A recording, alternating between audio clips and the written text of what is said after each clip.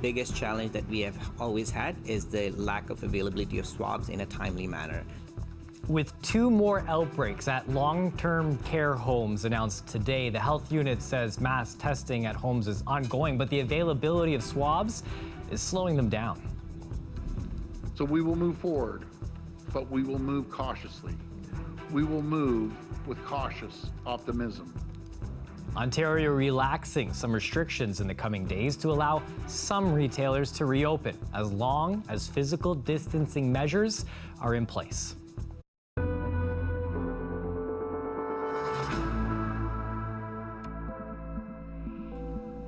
I'm Chris Ensing. Thanks for joining us. We start tonight with a breakdown of how COVID-19 is hitting Windsor, Essex. Another 9 new cases today, bringing the total up to 665. This includes 2 more outbreaks at long-term care homes, Chartwell Oak Park in LaSalle and the Berkshire Care Centre. The health unit says each home has 1 staff member that has tested positive, likely from community spread, even though all staff in these homes are required to wear universal masking.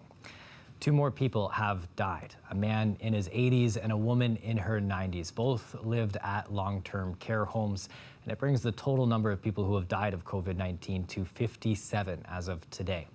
229 resolved cases with 1,343 pending test results. The health unit says it's been doing mass testing at long-term care homes and retirement homes. In fact, they had 450 tests planned for today alone, but there's still a backlog. And for the 3rd day in a row, Ontario has missed its target for COVID-19 testing. The Premier blaming some medical officers of health. But some of those doctors say that the province bears responsibility too. Queen's Park reporter Mike Crawley has a story. The ability to do widespread testing for COVID-19 is a crucial ingredient in Ontario's plan to loosen restrictions. The province's current target is to complete 16,000 tests every day. After hitting that target on each of the first 3 days of May, testing numbers have fallen short for the last 3 days in a row. Start picking up your socks and start doing testing. Premier Doug Ford put the blame yesterday on some medical officers of health. Aren't even putting the work in as far as I can see. Today, Ford is tempering his comments. Well, let's be very clear. I don't want to blame anyone, and the people of Ontario expect me to push the system, and it's never personal. The public health units have been told to test all long-term care residents and staff by May the 15th. The province is responsible for testing supplies and the lab system. Some public health doctors say there have been problems with both. When the province started to expand testing, we had significant shortages of swab supplies. So we couldn't even do more testing if we wanted to. The supply of swabs is very inconsistent. Some days we are getting 1,000 swab and then we don't get any for a number of days. The opposition leaders say Ford needs to take responsibility. He's responsible for funding the labs. He's responsible for, making sure that the capacity is there to get the testing done. And so I don't think it was the right thing to do to throw those folks under the bus. The buck stops with Mr. Ford. When you are the Premier of Ontario, when you are in that leadership position, it's not simply good enough to express frustration and then blame others when things don't go your way.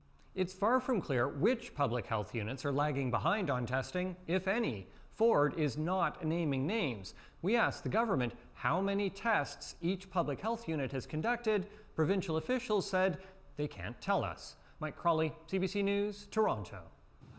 As you heard there, a lot of discussion about those labs. And at one time, Windsor had one that could have tested for COVID-19, but now we send those tests to London. Amy Dodge joins me. Amy, what happened with our lab here in Windsor? Well, some might remember back in January 2010, that's when a lab on Huron Church Road was slated for closure. Take a look. This is what it looked like back then. It was one of 12 of its kind in the province at the time. This type of lab tests for tuberculosis, West Nile, and it would have tested for COVID-19. But with the construction of the Herb Gray Parkway, it was demolished. A new location was never selected, and those involved at the time say, they fought to keep it open and just fell on deaf ears. Closing it down meant tests were going to have to be sent out of town, meant a delay in getting back results. And it was something that we took a stance against as the health unit at that time, and myself as chair of the health unit. Clearly, there was a concern that this lack of service could impact the ability to turn around results. Who would have thought 10 years later we'd be in the midst of a global pandemic? And if that concern isn't underscored now, I can't imagine when else it would be. It's interesting there to hear the decision makers then talk about where we are now. But what about the health officials here in Windsor, Essex? What are they saying about how that's impacted the way that they've responded? Well, with COVID-19, we're seeing this play out in a significant way. We know in our region we've administered more than 9,000 tests. That is not very much when you look at our population. Just a small sliver of the population has actually been tested. And some of those tests have taken up to 2 weeks for results. Of course, we're not saying that it would have solved the problem from the beginning, because we had issues with access to the testing material in the first place. But now that we have enough testing material, we have enough reagents to run the tests, we just don't have the physical lab space to do it. And we're relying on another center that's now looking after a much larger catchment area. So London was dealing with London and its surrounding areas, but now it has to handle all of Essex County and our population with the tests. Dr. Saad says building a new lab right now isn't feasible and there's no place to put it, but he does say, you know, with the new hospital, it's in the plans, that lab in the new hospital would test for coronavirus or any other unforeseen future pandemic that could hit our area. It would also service not only Windsor and Essex, but also outside areas, talking about Chatham and even Sarnia. Now, the Windsor Essex Health Unit also talked about this morning, saying that right now isn't a time to talk about a new lab, but they will be pushing for it once this pandemic ends. Chris. CBC's Amy Dodge answering some questions about where we are with the testing. Meanwhile, the group fighting the location of the new hospital was in court again today, virtually. The Citizens for an Accountable Mega Hospital planning process are trying to appeal a decision that went against them last fall. That's when the local planning appeal tribunal ruled against their original appeal to stop the building of the hospital on the site near Windsor Airport, which you're looking at now. In order for them to be heard again, a judge in Windsor has to grant them permission. Camp is asking the court to allow 5 issues to be considered at a future hearing. That included new evidence, like what's happening with COVID-19. But that could not have been considered with the new hospital when it was being planned. The judge decided the court had no jurisdiction over the COVID issue, but they will continue to hear more submissions of the others on Monday, like making sure emergency services are properly located when the new hospital is built. Meanwhile, Canada's top doctor points to signs that the COVID-19 epidemic is decelerating. The daily increase continues to go down. So it has been at about 3% daily increase, and that continues in this sort of slowing trajectory. Dr. Teresa Tam says the doubling time for new cases is now down to every 20 days. Now, despite the positive trends, she says the number of deaths will continue to rise with so many long-term care facilities affected. The province says it will start lifting restrictions this weekend. Welcome news to many business owners eager to open up their doors. But as Farah Morelli tells us, there's still questions about how some neighborhoods are going to balance physical distancing with long lineups. For 30 years, Pro League Sports has kept its doors open on Queen Street East. That changed 6 weeks ago. I can't lie, it's been tough. For Tex Thomas, the pandemic has been a 1-2 punch. Not only was he forced to close his shop, but sports have all been canceled. To not have the Raptors kind of going for a second run from what they had last year is huge. I mean, it really is devastating for us at this point. Today's announcement means Thomas can open again for curbside pickup. I just think at this point, anything that comes not only for my business, for every other small business out there, it's going to be great. The province announced it's lifting more restrictions today on businesses. We are making it easier to support local mom-and-pop shops. Here's what's changing. As of Friday, garden centers and nurseries will be allowed to let customers inside, so long as they follow certain physical distancing practices. Starting Saturday, hardware and safety supply stores will be allowed the same rules. And on Monday, all retail shops with a street entrance can open for curbside pickup. The province is also expanding the list of essential construction projects. While this all spells good news for retail shops hit hard since March, There are questions about how dense neighborhoods like this will manage long lines for pickup. How do stores implement rules to allow for curbside pickup but still allow for physical distancing? We've been speaking to members. It's going to be an issue. I mean, we have narrow sidewalks. It's used to be one of the great things about West Queen West was that intimacy. And we have our businesses, which are pretty narrow. The province says that'll be up to cities to solve. We will also be ready to respond to problems if they occur when it comes to lineups outside businesses, for example. Appropriate common sense measures will be taken. While there's logistics to map out for Monday, Thomas says he's ready. The big question is, are customers ready too? Do they still feel safe to go out to your neighborhood store to pick up an item or two? So that will be the big thing moving forward. Farah Morali, CBC News, Toronto. An update now on a story that we told you about last night. A Windsor couple split apart because of COVID-19 border restrictions. He's Canadian, she's American. We asked the Canada Border Service Agency about these rules. What are they like for married couples? And they told us that to enter Canada, a foreign national spouse of a Canadian must demonstrate that their travel is essential. So you can see here that they said in order for an American or a foreign national to enter Canada from the U.S., they must be asymptomatic. They must be able to comply with the requirements to quarantine, and their entry must not be for a purpose that is optional or discretionary. Now, on this point, there are no exceptions for family members.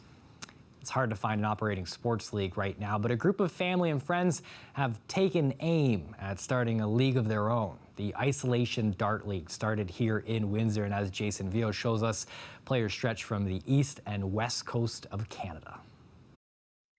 Triple again? Playing darts in the basement isn't a lonely sport anymore, and Travis Bondi takes the Isolation Dart League seriously. So much so, he cut out a chunk of his basement ceiling. My ceiling's kind of low in my basement, and I was having trouble hitting double 20. So that's the top number without the ceiling coming into play. So I knew right away it had to be scrapped. If I was going to take this serious, the ceiling had to go. The virtual league is made up of 18 friends and family from Windsor, Toronto, and Montreal across the country to Halifax and Kamloops, BC. They connect online 3 times a week to play darts and socialize. Yeah, when this whole thing first started, a month ago sort of thing, it was tough finding positives in the middle of a pandemic.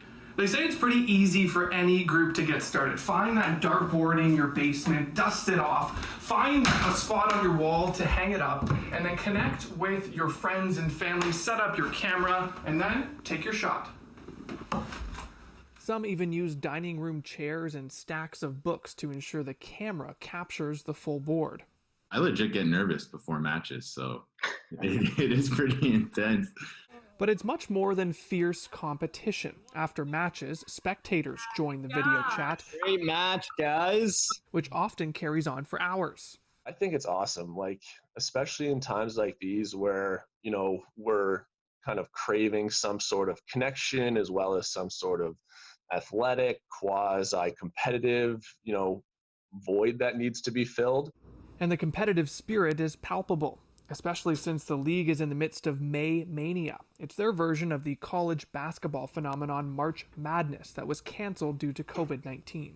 Normal March Madness has Selection Sunday, so we had a Zoom call where we unveiled the whole bracket and who's the number 1 seed, who are they playing. There's even a board of directors to govern play and a constitution that spells out the honor system. It's almost like it's one big joke, but everybody's taking the joke super serious. In the end, they hope this is the start of something new, a virtual dart league that goes beyond the bullseye and hopefully lasts past this pandemic. Jason Vio, CBC News, Windsor.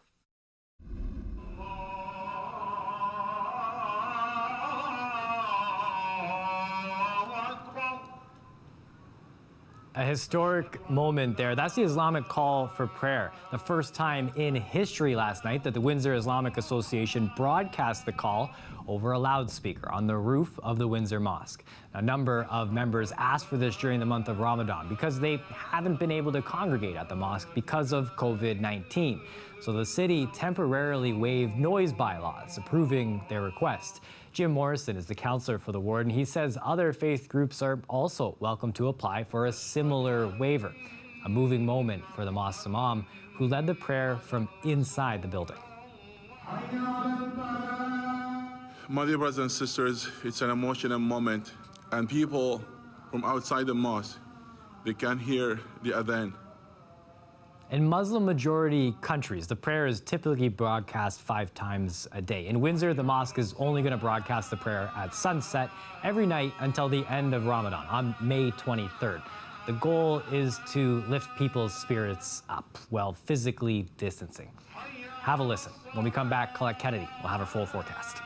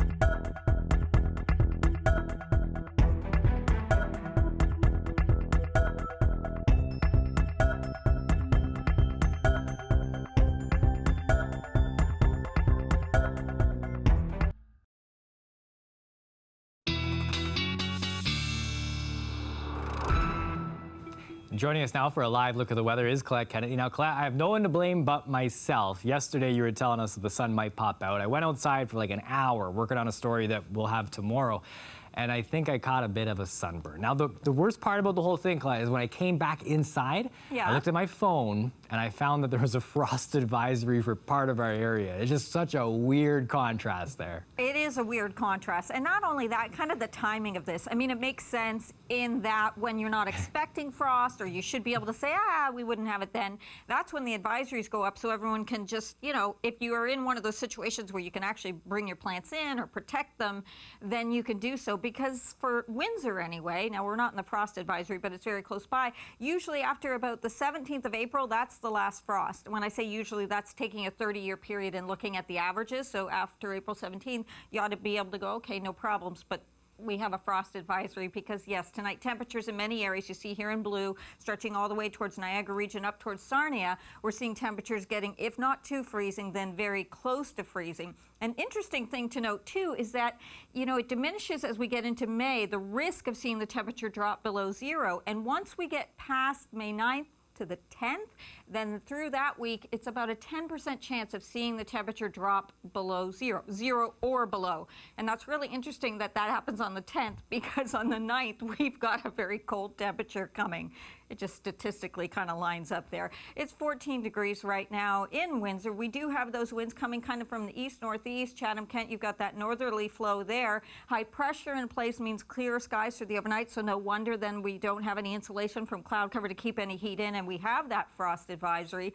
But the big picture, that ridge of high pressure moves off towards the east. It doesn't stick around. It means tomorrow, as this next little system pushes by, we have a chance for a couple of stray showers, more so to the east, but that risk is there. And then this cold air, this big pocket of cold air, is going to be moving in with some blustery winds tomorrow. They're going to get quite strong from the north to northwest, and that's going to come in for Friday and Saturday. Overnight tonight, though, there are your lows. You see over towards London at 0, 3 for Windsor. Nice day tomorrow, up to 17, even though there's that slim chance of seeing some showers, and those winds will be a little on the cool side.